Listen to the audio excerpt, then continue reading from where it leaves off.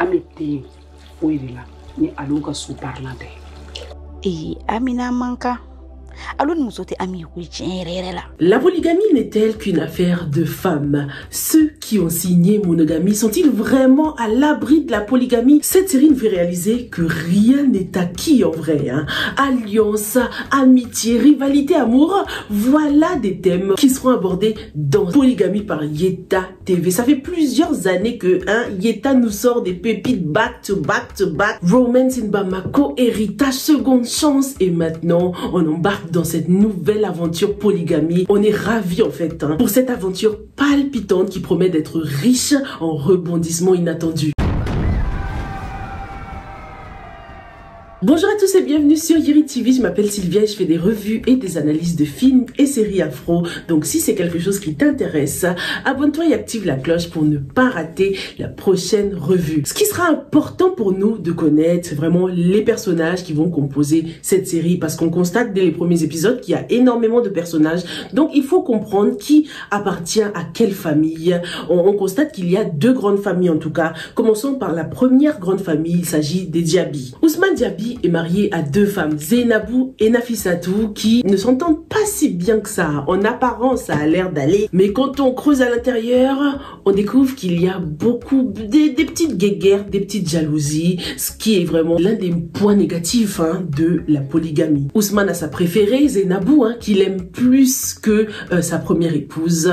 Elle-même le sait, tout le monde le sait. Et c'est pas très joli tout ça parce que ça a tendance à créer des tensions et des jalousies au sein du foyer. C'est ça l'un des problèmes avec la polygamie. Il y a cette espèce d'hypocrisie de la part des hommes là, qui se pensent capables de vraiment se donner à 100% avec ces deux femmes. Faut se dire la vérité, c'est impossible. Ce n'est pas possible d'aimer deux femmes de la même façon. Le degré d'amour peut pas être le même, vous êtes d'accord? J'aimerais beaucoup dans cette vidéo qu'on parle du générique de cette série qui est rempli de petits détails croustillants. Ce qui est intéressant avec ce générique, c'est de constater la place de Zainabou au sein de cette famille. Malgré qu'elle soit la deuxième femme, c'est elle qu'on présente en premier, c'est elle qui ouvre la porte, qui nous ouvre la porte, parce que le point de vue qu'on a été intéressant, on a l'impression de vraiment faire partie de l'histoire, parce que ce personnage brise le quatrième mur, ce qu'on appelle le quatrième mur dans le cinéma, c'est lorsque le personnage nous regarde droit dans les yeux, regarde la caméra, comme l'a fait le marabout par exemple. Zainabou ouvre la porte et se présente vraiment comme la maîtresse de la maison, alors qu'elle n'est pas la première dame. Donc on comprend un peu la frustration de Nafissatou, qui est totalement jalouse de sa coépouse. Cette coépouse qui prend un peu trop de place dans cette maison. Cette coépouse qui est la préférée de son mari et qui s'en sort beaucoup mieux financièrement que elle, quoi. Donc la présence de Zainabou dans cette maison est un rappel constant du complexe d'infériorité en fait de Nafi. Et elle compte sur son marabout pour l'aider à régler ce problème. C'est chaud. J'aime beaucoup le fait qu'on nous présente Zainabou comme une chef d'entreprise, quelqu'un qui s'en sort bien financièrement. Ça veut dire qu'elle n'est pas là pour l'argent en fait. Ce n'est pas une gold digger, c'est vraiment par amour qu'elle a épousé cet homme. Et on va développer d'ailleurs dans l'analyse de l'épisode 2, ok?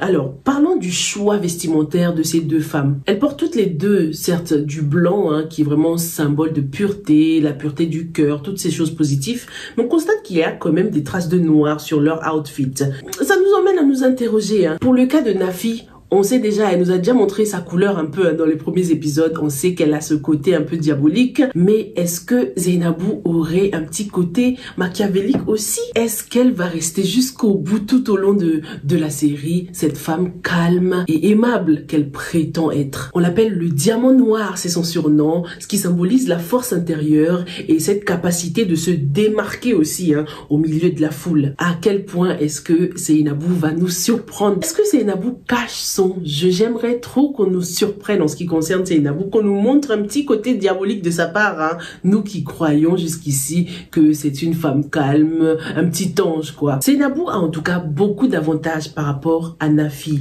Elle a déjà l'amour de son mari, elle a gagné le cœur de son mari, elle est bien financièrement, et on dirait qu'elle a aussi un avantage en ce qui concerne les enfants. Zainabou semble avoir le seul fils de Ousmane Diaby, et vous savez à quel point ça compte d'avoir un fils fils hein, dans certaines cultures. Parlons d'ailleurs des enfants de ces deux femmes. Donc Nafissatou, elle a deux filles. Elle a Khadija qui est sa fille aînée. Hein. Dans ce premier épisode, on voit à quel point c'est la complice de sa mère. Elle est même un peu trop complice avec sa mère puisqu'elle fait tout, absolument tout ce que sa mère lui demande, même les trucs les plus louches. Est-ce qu'il y aura un rapport avec le maraboutage? Est-ce que sa mère va lui demander des choses que le marabout demande? En tout cas, on constate que Khadija, c'est vraiment une fille à problème. Elle est d'ailleurs amoureuse de Djibril, son voisin qui est marié. Mais Sarata ne compte pas se laisser faire. Attends, t'as vu dans le générique comment elle s'est positionnée? Elle a bloqué le chemin de son mari qui se dirigeait vers Khadija. Sarata malmène son mari et ne laisse aucune place pour une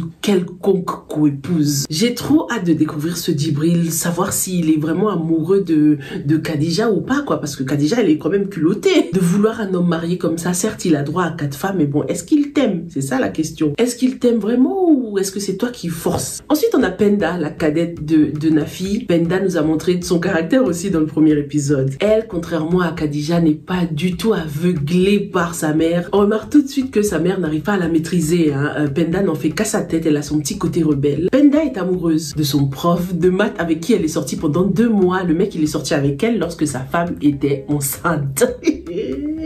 Donc toi, monsieur Soma, pendant que ta femme avait vraiment besoin de toi lorsqu'elle était enceinte, toi t'es vu aller coller les petites quoi.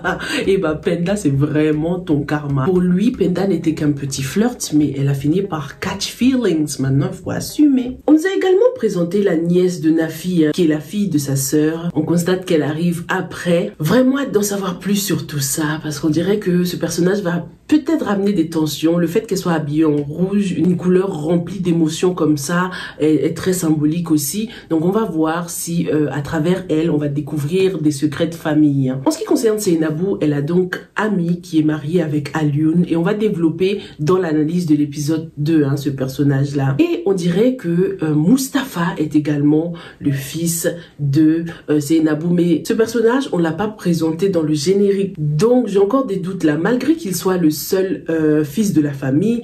On constate qu'il n'a pas forcément de bon rapport avec son père, ou en tout cas, son père l'éduque d'une main de fer. On dirait que Ousmane n'est pas forcément fier de son fils, ou il en attend davantage de lui. Je me demande déjà ce que ce Mustapha ressent, hein, le fait d'être le seul fils de la famille comme ça. Est-ce qu'il a beaucoup de pression? Est-ce qu'il pense à l'entreprise familiale aussi? Parce que Ousmane a quand même une grosse entreprise à gérer. Est-ce qu'il sera à la hauteur? Il y a un autre Mustapha dans la série, il s'agit de Mustapha Camara. Mustapha et Anta sont mariés et très heureux, mais on dirait que ça ne va pas durer longtemps hein, cette joie là, puisque la mère de Mustapha est sur son dos. Elle n'aime pas du tout Anta, qu'elle trouve un peu trop indépendante à son goût. Il y a vraiment un clash générationnel hein, dans cette famille, entre cette maman qui ne comprend pas du tout les absences répétées de sa belle-fille, alors que Anta voyage pour le travail, hein, donc elle contribue quand même énormément dans son foyer, elle contribue beaucoup financièrement, mais ça ne compte pas pour les belles-mères apparemment. Tout ce qu'elle veut, elle, c'est ses petits-enfants. On connaît ce genre de situation, ce genre de famille, mais ce qui va nous surprendre avec ce scénario sera le rôle de la bonne qui va devenir la patronne. Elle va vouloir prendre la place de Anta. Elle va tomber enceinte de Mustapha. Donc, tout ce chéri, je t'aime, I love you, bisous, bisous, là. Ah, Mustapha, tu vas nous décevoir comme ça, toi. Mustapha va céder à la pression de sa mère. Et du côté de la bonne, cette grossesse sera un grand moyen de manipuler Mustapha, de le garder auprès d'elle. Du coup, Mustapha et Anta passeront probablement moins de temps ensemble. C'est chaud parce que Anta ce sera une chute brutale hein, pour elle qui a l'air de connaître son mari par cœur. J'aime beaucoup ce scénario parce qu'il soulève plusieurs sujets. Déjà, la question du rôle des parents dans notre foyer, dans notre couple. Et un autre sujet, celui de croire que tout est acquis en fait dans le mariage. Celui de penser que tu connais tellement ton mari qu'il ne va jamais te tromper ni rien. Ce qui est bien évidemment dommage, c'est de constater que Mustapha ne va pas être capable d'imposer des limites entre son mariage et sa mère. Dans ce premier épisode, On nous a également présenté Yae et Alioune. Est-ce que vous pensez que ça va finir par se concrétiser un jour entre ces deux-là? Yae nous a révélé ses véritables intentions. Sa position dans le générique est également très révélatrice parce qu'elle est en hauteur, symbole de ses grandes ambitions. Elle veut gravir les échelons, Yae. Elle veut faire partie de cette famille coûte que coûte pour avoir sa part de richesse, sa part du gâteau. Yae, c'est le genre de personnage qu'on aime détester parce qu'elle rajoute du piment dans la série. Elle est calculatrice, manipulatrice, ambitieuse. Elle n'est pas là par amour, elle est là pour l'argent, sans pitié, Yae. Dites-moi ce que vous avez pensé de ce premier épisode dans les commentaires et on se retrouve dans l'analyse de l'épisode 2. Stay safe and stay blessed. Bye!